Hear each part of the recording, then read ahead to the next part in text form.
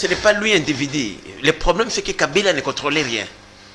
Il a laissé le pouvoir entre les mains des collaborateurs.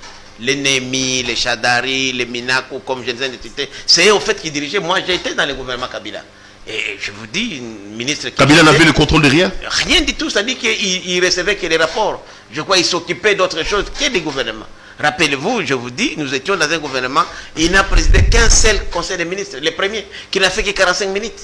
Et demandez à Sami, qui est un ami, Sami Badibanga, comme mon ami Chibala, ils vous diront, quand ils étaient Premier ministre, ils voyaient plus les détails des cabinets et d'autres conseillers que lui-même le président. Donc le président était ailleurs, Kabila était ailleurs. Ailleurs, tout à fait ailleurs. Je ne sais pas qu'est-ce qu'il faisait, il était dans ses activités agricoles ou bien dans ses affaires, en tout cas, pas au gouvernement.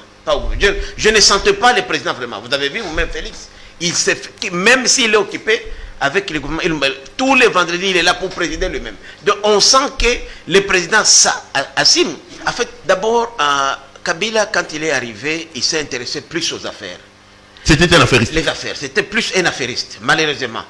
Mais on ne peut pas aujourd'hui sacrifier les intérêts de l'État au profit d'argent. Et lorsque Kabila a eu l'argent, il a laissé le pouvoir entre les mains des autres. Rappelez-vous, par exemple, aujourd'hui, je vous dis, par exemple, les contrats chinois, ce sont des gens qui l'ont négocié, il a eu ce qu'il pouvait. Donc, il ne savait même pas ce que ce contrat l'a donné. C'était les affairistes. Des affairistes, donc c'est du business. Chacun met à sa poche et c'est fini. Des contrats léonais signés partout. Vous voyez, par exemple, les actifs miniers de la Chekamine aujourd'hui, qui ont été sous-évalués. J'ai évalué ça à plus de 24 milliards de dollars que l'État congolais a perdu comme ça.